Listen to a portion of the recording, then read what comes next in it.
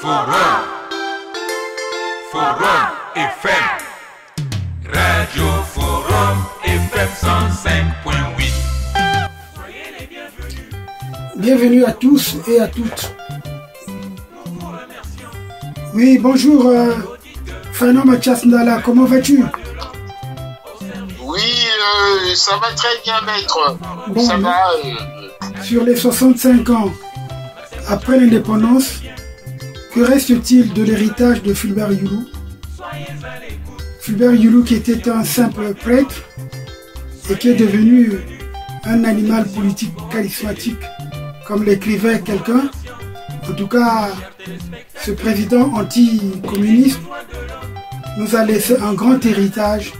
Nous allons décortiquer tout ça sur beaucoup de plans. Toi, qu'est-ce que tu penses d'abord de ce thème qui est important, que nous allons faire en plusieurs émissions jusqu'à fin août?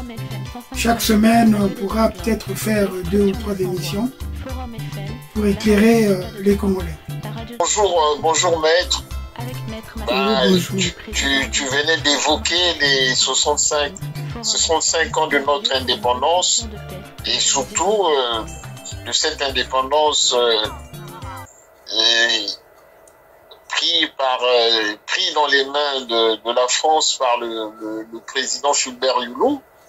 Mais avant de parler très sincèrement de cette indépendance, moi je pense que la première des choses est d'écouter Martial Sinda, le doyen Martial Sinda, de ce qu'il nous a décrit de l'homme Fulbert Youlou, de ce qu'il a été, de ce qu'il a commencé à faire et tous ses débuts, quoi. Moi, je pense que cela nous édifiera à continuer notre débat, à nous éclairer, à marcher dans, comment on appelle, le récit et le témoignage de cette période, quoi. Oui, en effet, tu as raison. Je pense qu'on va maintenant mettre Martial Sinda. Quand je parle de Youlou, il faudrait aussi que l'on sache que Youlou n'est pas le premier personnel politique. Il y a les Malonga Jean, les Dadé, et les Opango, et beaucoup de monde. Mais Youlou ne viendra qu'après. Mais alors, qui a été Youlou? Là, il faudrait qu'on le sache, Youlou. Il ne faut pas l'oublier parce que nous sommes en train, les Dadé Emmanuel, oui c'est vrai, nous sommes en train de fêter le cinquantenaire. Eh bien, Youlou, il est né à Mombolo, donc tout près, sur Madibou, c'est devenu Madibou. C'est l'arrondissement numéro 2 de Makelekele à peu près, donc c'était pas loin. Et il est donc né là-bas. Mais ses parents étaient venus d'abord à Brazzaville, pour venir chercher un peu de richesse. Mais comme tout bon Larry qui se respecte, quand Kaka Bilombo était, Joséphine Bilombo était enceinte, elle était répartie donc pour aller accoucher. Et c'est comme ça que Youlou est donc né. Ce village qui sont tout autour, un peu Manza, Tchungana et compagnie, l'ensemble, je crois, est revenu Madibou. Son père l'appelait Madibou. Mais Kimpono, c'est un petit village aussi, c'est devenu Madibou. Et c'est comme ça que Youlou est né là-bas. Alors Youlou vivra là-bas, il vivra là-bas, et puis petit à petit, il va revenir à Brazzaville, parce qu'on ne voulait pas qu'il naisse à Brazzaville, où on appelait ce village Sangamvilla, c'est-à-dire les gens étaient mélangés, on ne respectait pas les sœurs, on ne respectait pas les cuisines, on pouvait aller se laver au fleuve Congo. Et petit à petit, bon, Youlou est né et sous le gouvernement donc de Martial Merlin, qui était gouverneur général. Et alors, il va petit à petit aller à l'école et donc il est né le 7 juin 1917. À quel âge aurait-il? Je vous laisse la liberté d'imaginer 1917 à aujourd'hui. Moi, je ne sais pas calculer. Est-ce qu'il sera encore là ou non? Mais est-ce qu'il nous a laisser quelque chose. 73 ans, bon. 93 ans. 93 ans. Bon, alors, donc, c'est important parce qu'il faut qu'on sache, il ne faut pas occulter le Yulu. Mais il n'est pas venu comme un dieu. Il y avait le Machua avant. Il y avait les Kimbangu avant. Et il y avait beaucoup de monde. Et il n'est pas venu comme un dieu. Donc, il a été à l'école. Et puis, il a été baptisé. Et c'est le nom de Fulbert, c'est le nom de son parrain. On a cherché le prénom qui était là. Et le mien, pourquoi on ne le prendrait pas? On dit oui. Comme ça, vous allez être homonyme. Ndoi. Voilà, c'est ça. Et c'est comme ça qu'il s'appelle Fulbert Yulu. Mais son père s'appelait Mbindi. Sa mère, donc, c'est Bilombo Joséphine. Et petit à petit, bon, il a été baptisé à 9 ans. Donc, en 1928, il rentre au séminaire, aux petites écoles, hein, parce que le séminaire, à l'époque, le séminaire de Brazzaville n'existe que depuis 1915. Mais quant à Monseigneur Augoire, lui, on parlait d'un prêtre noir. Ah, il disait, mais c'est pas pour aujourd'hui, ne soyez pas trop pressés, c'est difficile. Mais ah oui, c'est difficile. Il fallait parler le français, oui, c'est difficile. Il fallait faire du latin, oui, c'est difficile. Il fallait faire du grec et tout cela, oui, mais il ne faut pas être... L'idée d'un prêtre noir à l'époque était difficile. Personne ne pouvait même savoir qu'on deviendrait prêtre. Et puis, ce sont ses enfants qui ont fait des bonnes études. Il a rencontré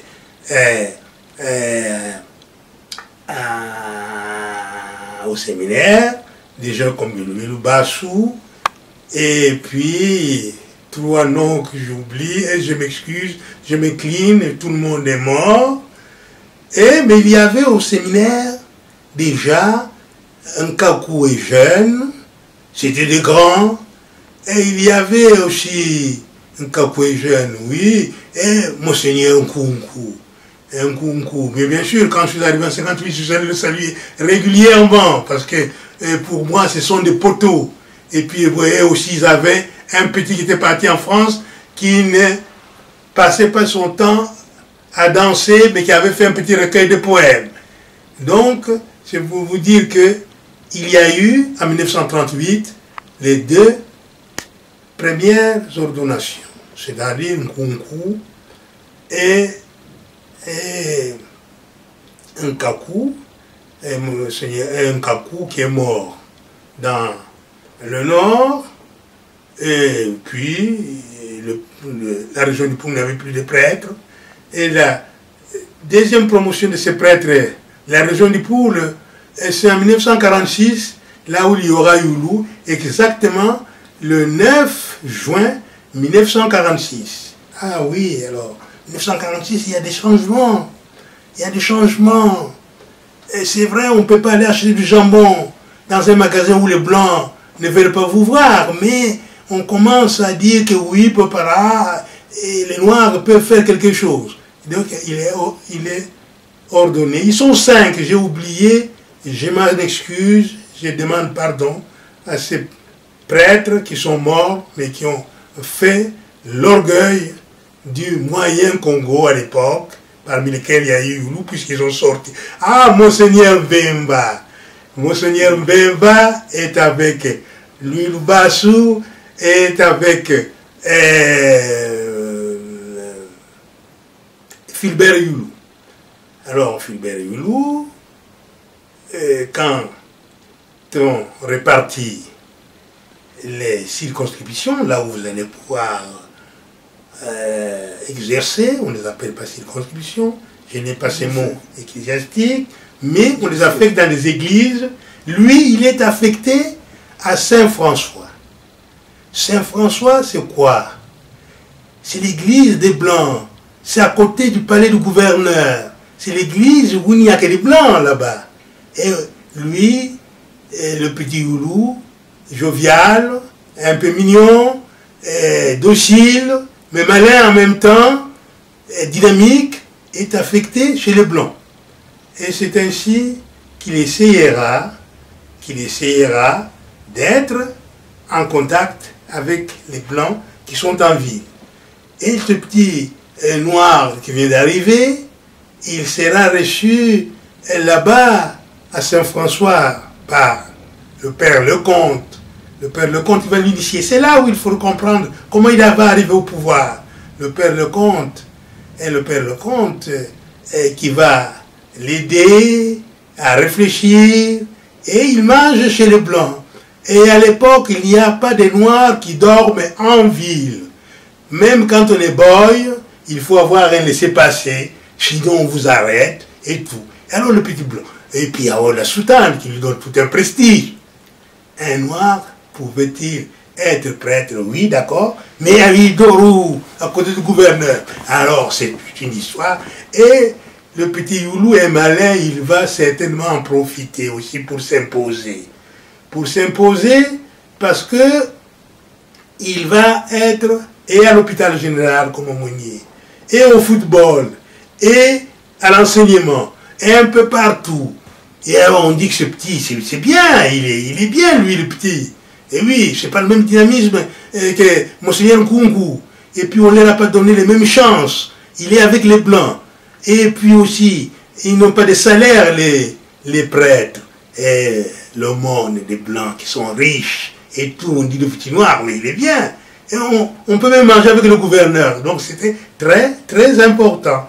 Et c'est comme ça qu'il a évolué en 1946-47.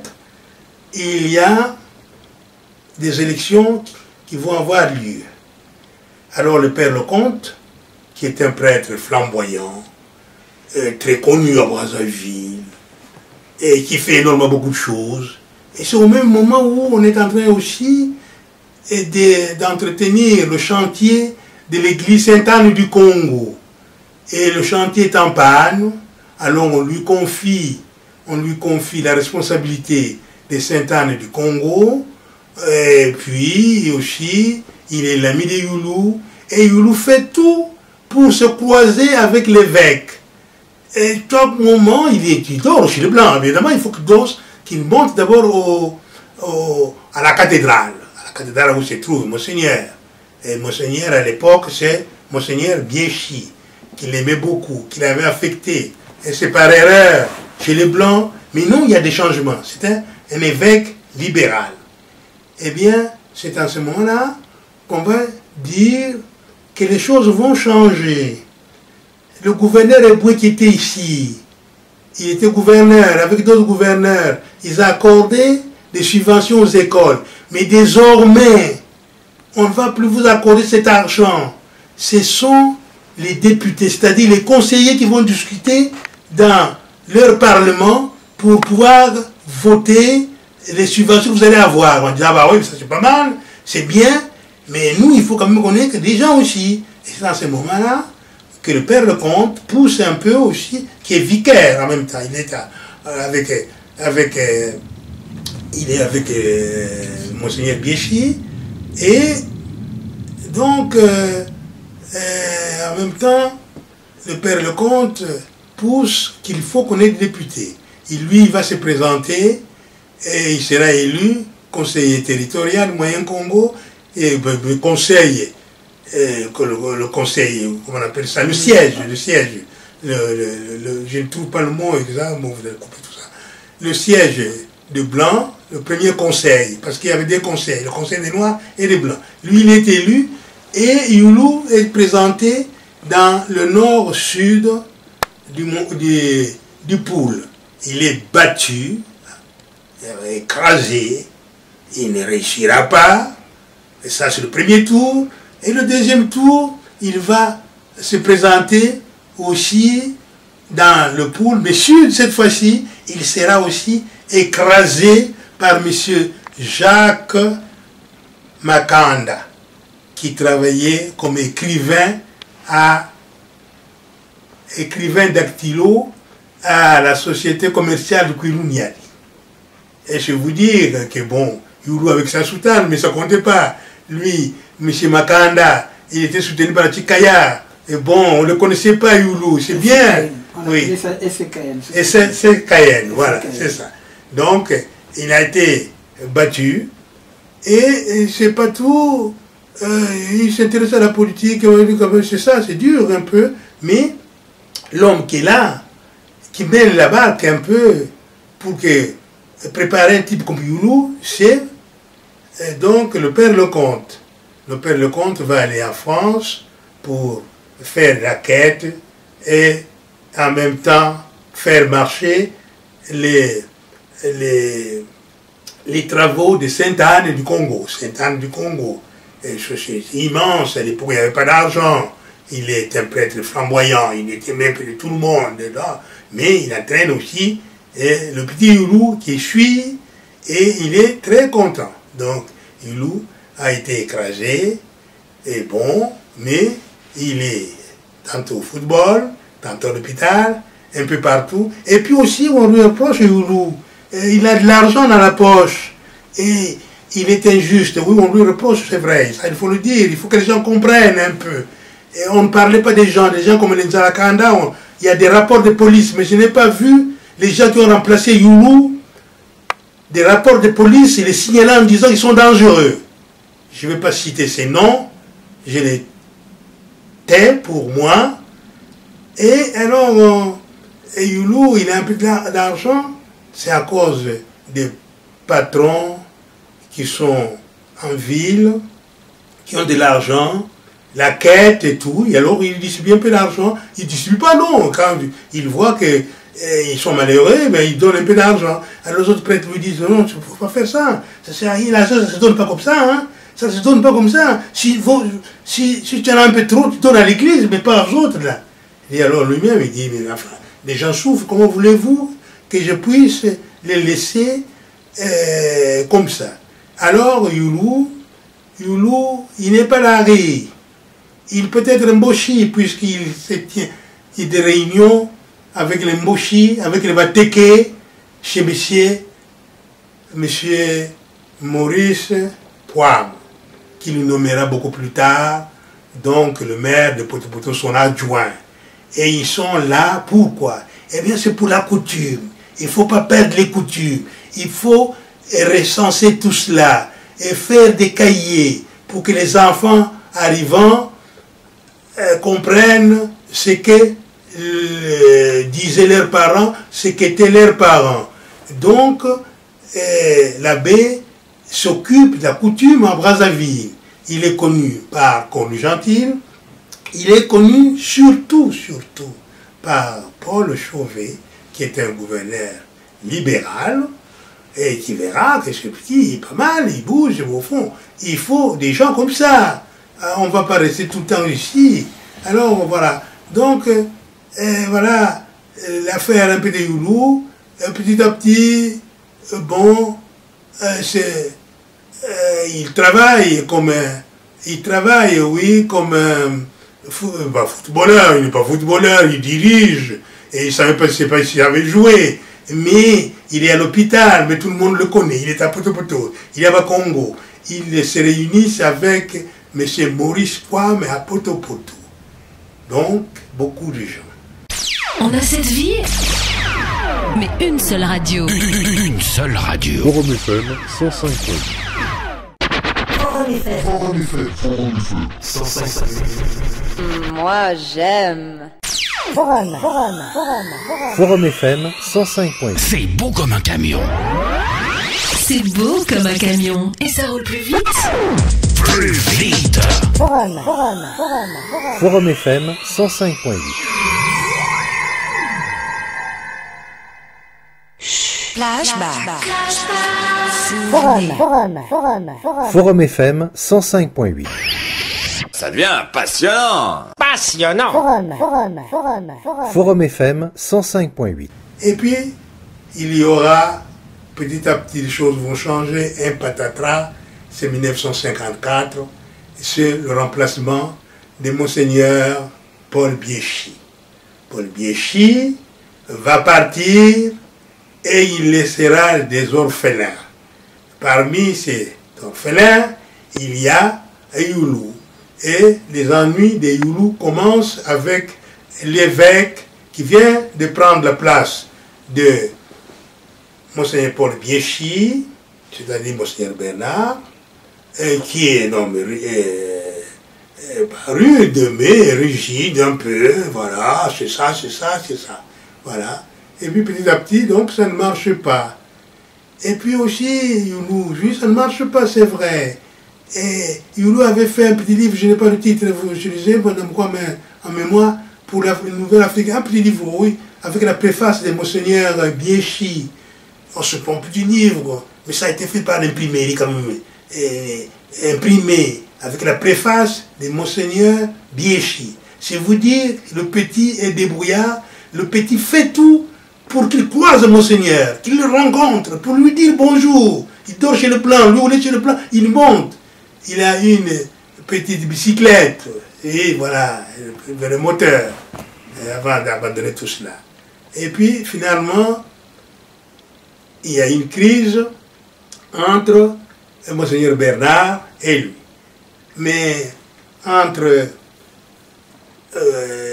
Youlou et son peuple, quand je dis son peuple, il est quand même avant tout Lari, et il connaît donc les Bizarres, il connaît donc le Mundongo, il connaît donc l'affaire de Mathieu André, et tout le monde, les chefs qui ont été arrêtés, et les histoires des 3 francs, les Nkwezo, ça il faut que les gens comprennent qu'ils parlent français ou le caoutchouc, mais les Nkwezo, c'est d'une importance capitale. Eh bien, tout ça il sait, et il joue remarquablement bien. Il n'est ni Lari, ni Mboshi, ni Bateke, mais il est tout le monde. Sa soutane lui donne un prestige, il est partout, tout marche bien, et puis finalement, ça éclate, on dit que non, ça ne marche pas avec Monseigneur, comment s'appelle-t-il, Bernard, avec Monseigneur Bernard, ça ne marche pas, on l'affecte à Mindouli. Donc le 20 novembre 1954, le 20 mai 1955, le 20 mai 1955, je fais exprès, eh bien, il est affecté à Mindouli. Et il dit, bon, parce qu'au fond, il est un homme qui ne se laissait pas faire, en disant que je ne parle pas, moi, je suis à Brazzaville, on dit non. Et puis, les Lari qui sont à Brazzaville en disant, non, Monseigneur t'a envoyé là-bas, vaut mieux que tu obéisses, vaut mieux que tu partes et tout. Finalement, il va être affecté à Mindouli le 20 mai 1955. Et je reviens encore en arrière, mais si vous savez, sinon on ne comprend rien, c'est en ce moment-là qu'on va dissoudre l'Assemblée, et nous allons en 56. Alors Youlou se trouve à Mindouli. En 1956, je crois qu'il y a des historiens, ces historiens, et qui disent que Youlou a été défroqué. Ils ont fait du tort, qu'ils lisent bien les choses. On ne le mettra pas à la porte, Youlou, comme on a mis M. Boganda à la porte. Lui, il est resté, mais il ne disait pas la messe. Eh bien, il écrit le 6 décembre 1956 au gouverneur général, c'est-à-dire au gouverneur général, que oui, moi je dois me présenter comme député. Donc voilà, je vous envoie ce dossier-là. S'il manque de pièces, je devais descendre les donner. Le 6 décembre 1956. Alors, le gouverneur Paul Chauvet, les affaires politiques, ils ont dit, et Youlou s'est trompé, parce que si on avait voulu lui jouer un sale tour, eh bien, il ne pouvait pas se présenter parce qu'il y a un délai. Alors, Chauvet donne l'ordre d'appeler par téléphone, par tous les moyens, l'administrateur de Mindouli pour dire à Youlou que depuis, il a oublié que depuis 1948, le moyen Congo n'a plus son bureau à Brazzaville. C'est à Pointe-Noire. Il faut qu'il prenne n'importe quel train, que ce soit le train de marchandises ou le train ordinaire. Oh, à l'époque, oui, je crois que c'était paru une fois par semaine. Que n'importe quel train pourvu qu'il soit à Pointe-Noire. Sinon, sa candidature ne sera pas considérée. Et le blanc qui était là, l'administrateur, a fait la commission en disant, oui, alors, bon, dans les archives, il y a là-bas, il faut qu'il cherche maintenant qu'on voit ce qu'a fait Youlou. À la main, d'ailleurs, on dit, oui, il a été prévenu. Et voilà, Youlou a été prévenu, il a pris son petit paquet là, sans rien dire au prêtre et compagnie qui est là, il dit qu'est-ce qu'il peut faire, et puis ça ne va pas. Et voilà, il prend le train, et il s'en va à Pointe-Noire où il trouverait dans Jean-Marie Ndonga, voilà, des gens comme ça, et il se présente au gouvernement là-bas en disant « Je vais être député. » Ah bon, c'est ça, ta candidature a été acceptée. Eh bien, si le gouvernement général n'avait pas été alerte, n'avait pas fait diligence, on aurait pu dire le dossier est hors délai, donc tu ne peux pas. Eh bien, Youlou, il va se présenter, mais alors il a encore un autre problème. Et il dit à Monseigneur, et voilà, moi, il faut que je me présente. Il me dit, tu vas te présenter où? Avec quelle permission? Et il dit, il faut que je me présente parce que le peuple me le demande. Eh bien, le 11 décembre, il y aura un mandement dans toutes les églises qu'aucun prêtre ne doit se présenter aux élections d'après ce qu'a dit l'archevêque et compagnie. Youlou a dit, moi, il faut que je me présente. Eh bien, Youlou n'a plus rien comme ça, là. Il quitte donc Mindouli, on le chasse pas, en disant qu'est-ce que c'est toi, je ne peux rien faire. Mais moi, je vais être politicien. Tu sais que c'est difficile tout ça. Donc, Monseigneur Bernard fait de la propagande en disant que Youlou ne peut pas obéir, j'ai interdit à tout le monde, ici c'est pas le Banguichari, et pas possible. Eh bien, donc, Youlou ne sait pas où dormir, il va rejoindre sa mère, rue Banda. Rue Banda, je ne donne pas le numéro, mais en fait tout le monde le sait, où était sa mère, à côté de ce feignant, donc la rue Banda. Et il y a des commerçants comme Albert Makumbu, parce qu'au fond, ce que j'avais oublié, Albert Makumbu, Moussine Soundi, Yulien Moussine Soundi, et Albert Makumbu, son père, c'est la famille de Bishimvimba, et voilà. Ils ont dit qu'on t'a chassé, on va t'acheter, on peut même te payer un hôtel. Un hôtel pour que tu dormes très bien comme le plan, parce que tu t'es habitué comme ça, mais ce qu'on veut, nous, c'est que tu dormes chez ta mère, comme tu faisais autrefois. On prépare un petit lit, donc il est à rue Banda et compagnie, que tu ne marcheras pas à pied, on achète une voiture à Brazzaville. Ça, il faut que les gens le sachent. On donne une voiture à Youlou, un chauffeur, de l'argent, et voilà, Youlou devient voilà, un homme qui compte dans la vie. Au lieu d'attendre les aumônes qu'on lui donnait à Saint-François ou à Mindouli, eh bien, il devient un monsieur. Eh bien, chez Nkaka Bilombo, c'est-à-dire chez sa mère, beaucoup de monde, les gens défilent. Et puis la soutane et compagnie. C'est comme ça que j'ai dit qu'il n'a pas enlevé la soutane. L'évêque aussi, il n'y a pas dit de quitter, qu'on réglera ton problème après, mais il n'a pas foutu à la porte. Il n'a pas, donc on n'a pas fait défroquer. Il est resté dans l'église, mais on lui a interdit de dire la messe. Donc je ne sais pas si les mots ont des sens, ceux qui écrivent l'histoire aujourd'hui comprennent des choses. Donc, Youlou est resté prêtre. Même si les enfants ne vont pas entre eux, le prêtre, ça c'est l'histoire de prêtre, nous sommes en politique. Donc, et voilà comment Youlou se présente, mais je n'ai pas en mémoire. Si, j'ai en mémoire, pas tout à fait, et il se présente aux élections, et le 2 janvier 1956. Vous voyez un peu de cheminement, un peu de Père Lecomte et compagnie, et il est foutu à la porte, il est à Mindouli, il quitte, il n'a plus d'argent, et il a un chauffeur maintenant. Eh oui, il y a un chauffeur, il y a des gens qui préparent à manger à la rue Banda. Ça c'est pour Monsieur l'abbé. Monsieur l'abbé. Et c'est comme ça qu'il va perdre son nom. L'abbé, Kiyunga, celui qui a la soutane, Moutamou, tous les vieux. Et on ne l'appelle même plus par quoi que ce soit. Et voilà, tout le monde, on dit le petit. Il est mignon, tout petit, mais alors il attire les gens. Voilà, chez sa mère, c'est archi comble. Donc il a une voiture, un chauffeur, l'essence payée. Au frais, il doit manger comme un blanc. Parce qu'il était habitué comme ça. Alors, 1956, on achète une voiture à Youlou, il va participer donc à la propagande politique. Et bien voilà. Et Youlou ne va pas réussir à cet examen. Mais au fond, c'est un examen qui était difficile, je crois. Mais pas trop difficile. Parce que Chikaya ne le battra que de quelques voix.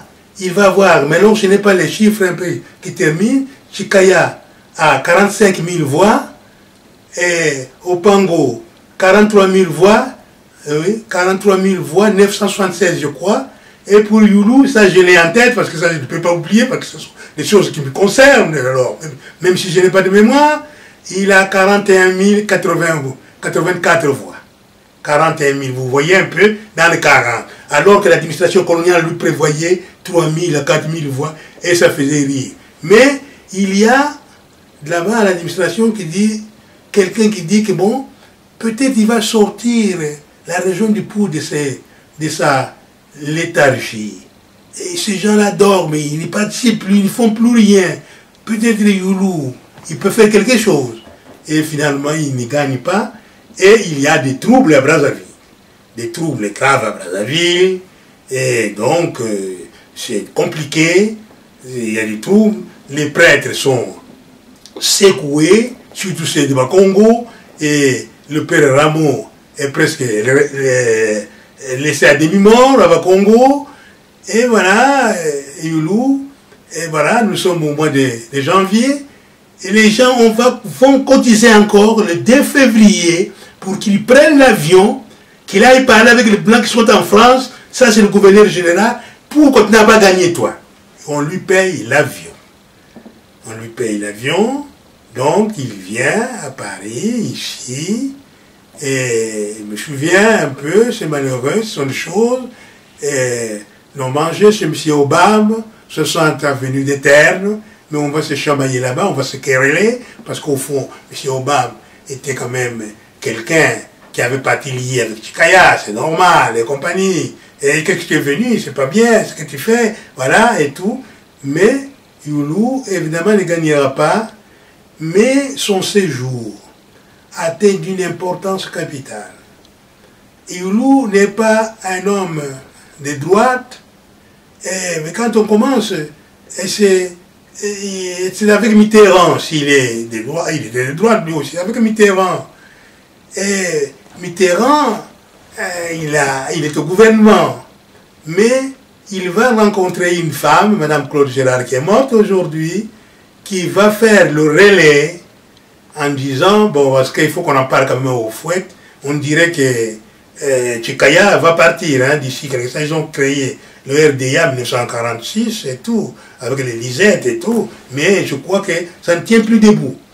Ah bon, bah oui, donc on lui fait voir beaucoup de monde, et M. René Maran le recevra, François Boyaga le recevra, énormément, beaucoup, il va tisser des amitiés qui lui serviront.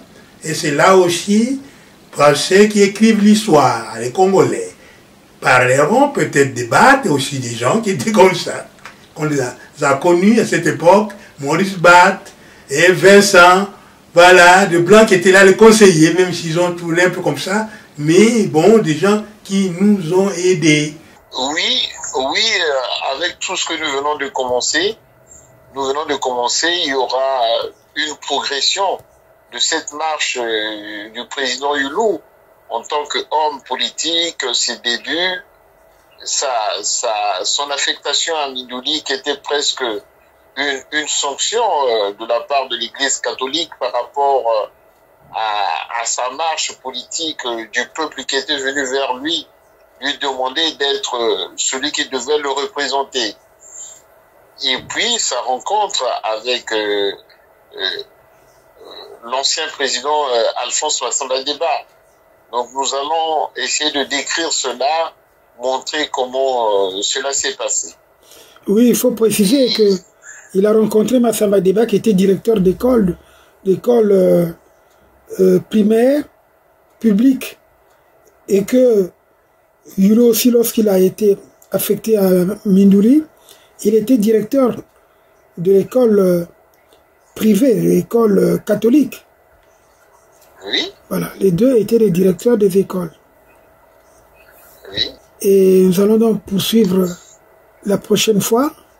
Et je te donne la parole pour clôturer cette première partie. Bon, nous venons de suivre comment Martial Sinda nous a montré le cheminement de l'abbé Fulbert Youlou. ses débuts, sa naissance, ses parents, son état familial et civil, et aussi son état de prêtre, ses études.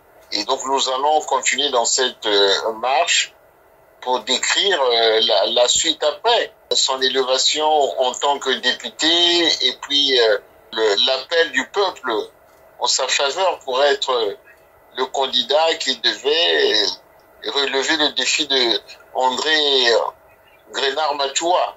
En tout cas, merci, chers auditrices et auditeurs. Vous avez suivi donc l'entretien que j'ai eu avec Fernand Mathias Ndala, que vous allez donc retrouver dorénavant presque 1 ou 2 fois par semaine, afin de traiter de ce sujet important des 65 ans après l'indépendance. Que reste-t-il de l'héritage de l'abbé Fulbert Yulu? Et cet héritage, c'est la destruction du pays. En fait, la conclusion, c'est là. Mais donc, soyez donc attentifs, parce que nous allons vous expliquer ce que Yulu a fait pour le Congo. Le cadre juridique, le cadre institutionnel, et tout ce qu'il a mis en place, que ce soit même au niveau de la force publique, comment il a créé la police, l'école de police, comment il a créé la force et forces armées. Et au Congo, c'est lui qui a mis en place. Et ça passait à l'Assemblée, c'était débattu. C'est l'homme du consensus, contrairement à ceux qui l'ont critiqué à tort. Et nous allons donc démontrer qu'ils avaient tort parce qu'ils étaient ingrats et qu'ils étaient haineux pour rien contre Yulu, alors qu'il les a aidés, certains, à poursuivre les études, à avoir des diplômes, à rentrer au pays. Donc tout ça, nous allons voir ça ensemble. Ça sera peut-être en 10 ou 15, 20 émissions, parce que nous allons traiter de ce sujet-là à cause de tout ce qu'on entend par-ci par-là, les gens qui déforment notre histoire. Merci Fernand Mathias Ndala d'être toujours au rendez-vous. Ouais, merci Maître Lassé-Gauthier, merci beaucoup. Allez, à bientôt. À bientôt. Forum FM. Radio Forum FM 105.8. Elle fait fondre les graisses, tomber les kilos. Forum. 0% de matière grasse, 100% tube. Forum FM 105.8. Moi, j'aime. Attachez vos ceintures. Forum FM 105.8. Vous fait voyager. Maintenant. Bon, bah, c'est pas tout ça que j'en étais, moi. Forum FM 105.8. Grand, géant, génial.